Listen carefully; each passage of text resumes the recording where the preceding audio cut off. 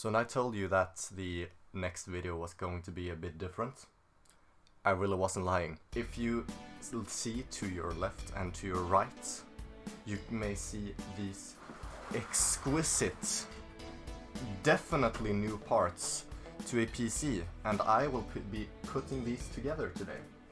These are actually about 10 years old at this point. This is a i7 3770K, and if you look at the GPU here, we have a 680. These ain't new. These are, as I said, about 10 years old at this point. And I bought these from a friend for about 200 bucks.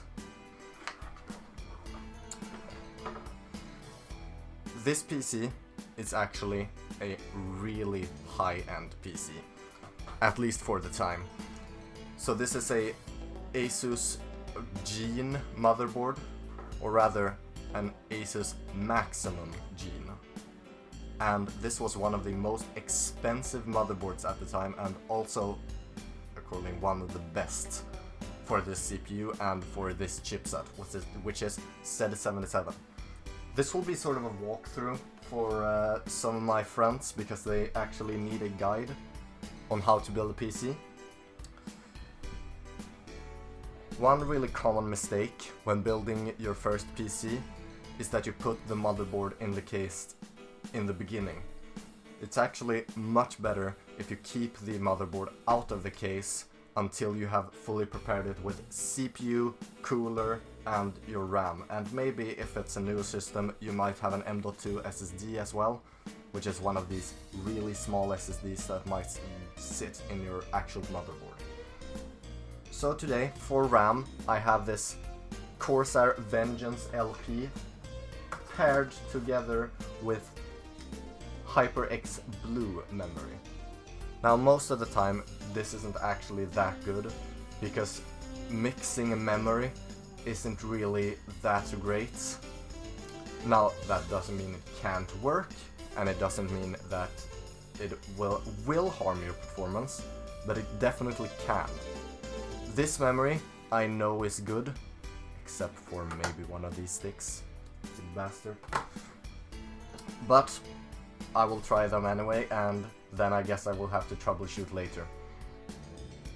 Oh, and also a really common mistake when building your first PC is to place the memory wrong.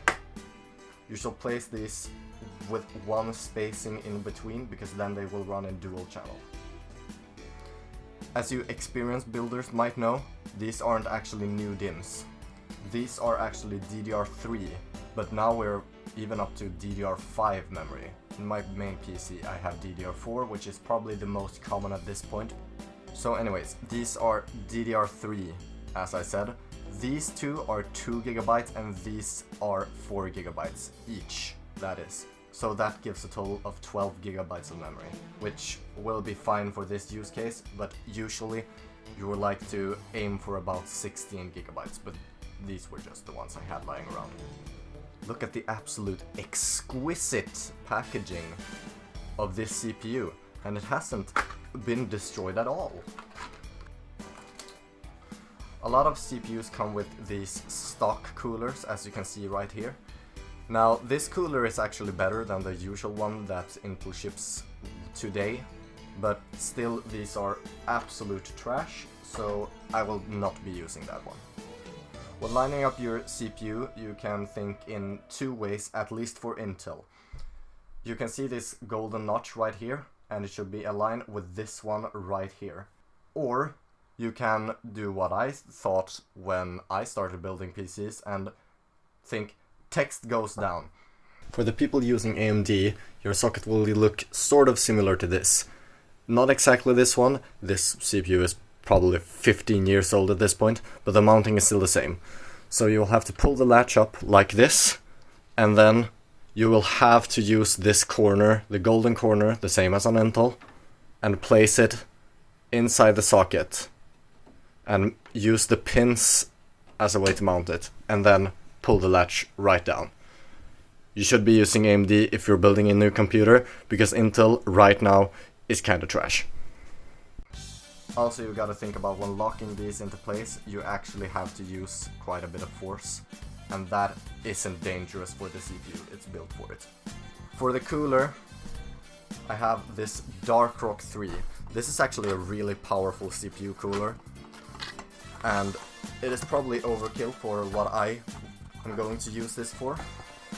I actually wanted to use this for another build, but it didn't have the space to fit this massive cooler, so I will use it here instead. When putting on your thermal paste, you really don't need a lot. You simply want to put a tiny little blob on here. You can also, if you want, spread the thermal paste out, but it really isn't that necessary. When you're actually mounting your cooler, you will want to think about the mounting pressure on each side. So as you can see, I am tightening in a crisscross pattern, and you shall do that too to get an even spread on the force or load on the motherboard. Now we're actually ready to put this into the case. So I'll simply move this out of the way for now. And this massive chunk of a case is actually what we will be using. This really isn't a great case, and you can barely see it because it's so gigantic, but it will be smaller when you actually see the insides. So when you first open your case and start putting things in, you might think that the motherboard is first, but no. Don't forget this I/O shield. I constantly forget to put the I/O shield in. It's a really common mistake, and then it will be incredibly annoying when you realize that you have done this mistake. Also, before actually placing your motherboard in, you'll need to look at these standoffs. These are standoffs right here, and you will have to put all of the standoffs that you'll need for the motherboard into the case before. Some cases actually have this placed before, and some do not. As example, my case didn't have it before, but I had a PC in this before and it used these standoffs. And now I will have to place 2 standoffs more inside of this. After that, you can finally place in your motherboard. And you simply line it up with the holes of the standoffs and your I/O shield. When placing your motherboard in, you only need your screws to fasten this in place. These will most likely be labeled inside of your case if it's a new case, but in my case it is not, but they commonly look sort of like this.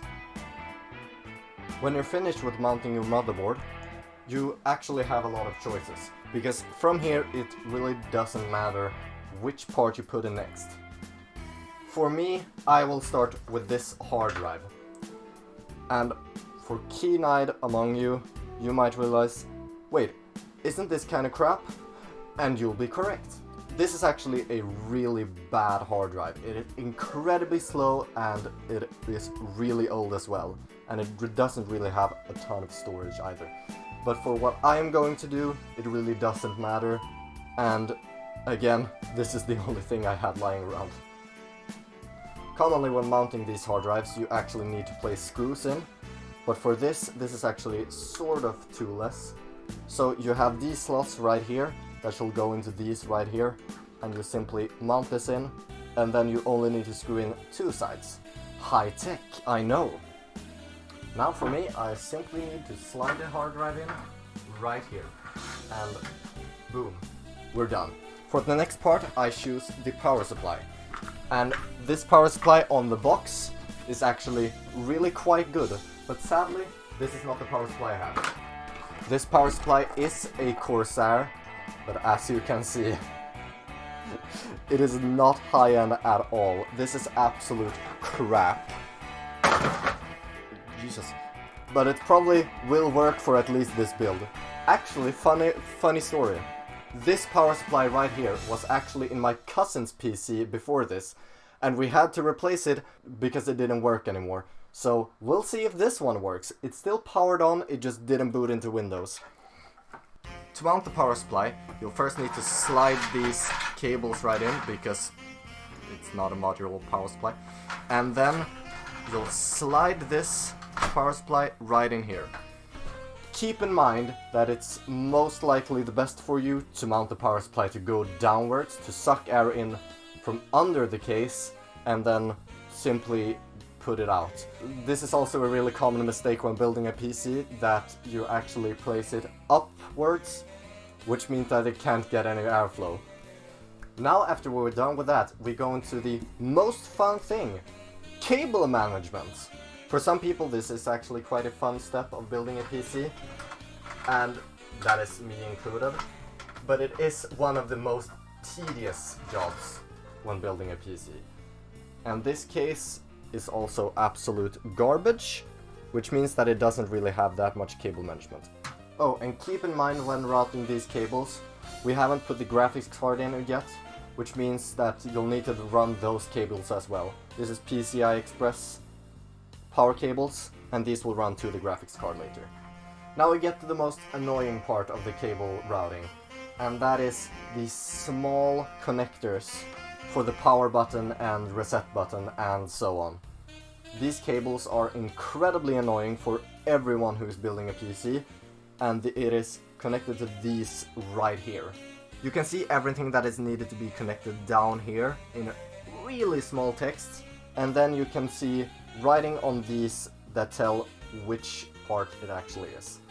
Now that that's finished, the most difficult part of this is actually over. Now it is simply to plug in these, which is actually quite easy to do. You simply look under here, look how the connectors look, and look for the pin layout on these. That is the simplest way, at least for me.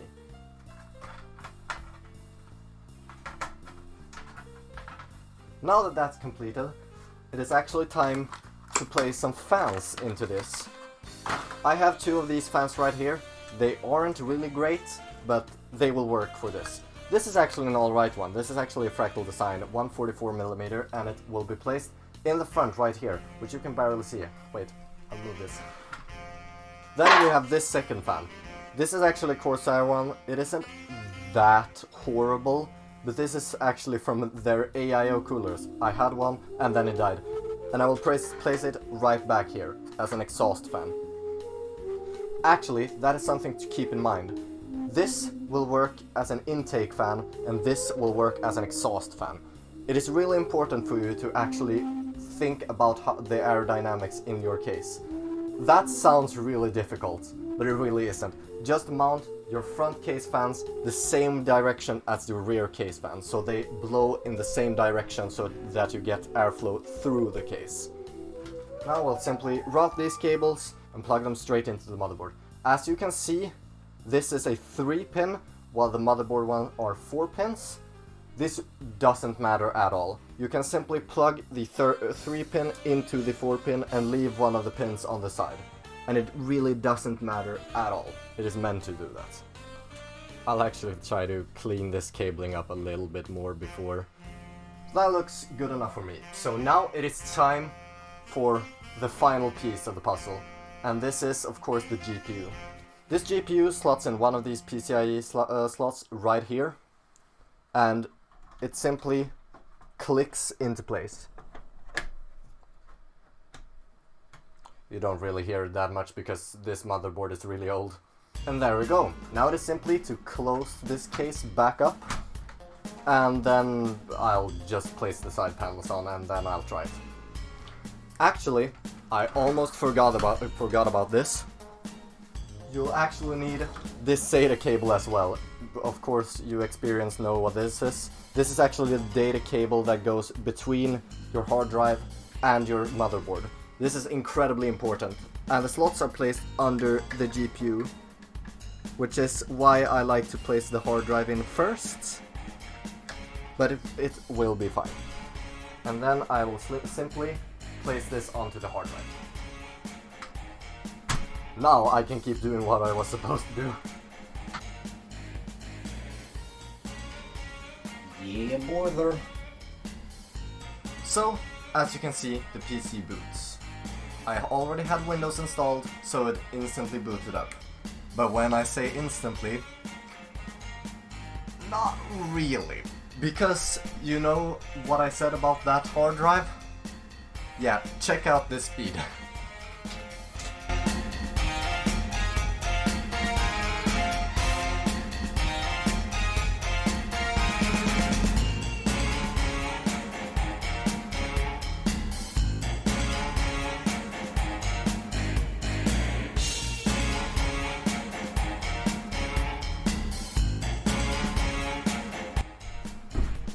Do you understand how incredibly slow this hard drive is? And that is only booting into Windows. We're not even talking about loading massive games or anything. This is loading into the OS. And it takes that much time. But like I said, it still boots into Windows, and really that is the only thing that I am requesting right now. I will only be using this for my friends to play games on, so it's fine to have this slow of a hard drive. I may upgrade it in the future, but that is a later problem. I would have really liked to make a new computer, but sadly, because of the absolute insane pricing across the board on all PC parts, it's really just not possible for me. So I had to do this in this way, but I still hope that you enjoyed this video. If you did, please like and subscribe, and thank you so very much for watching.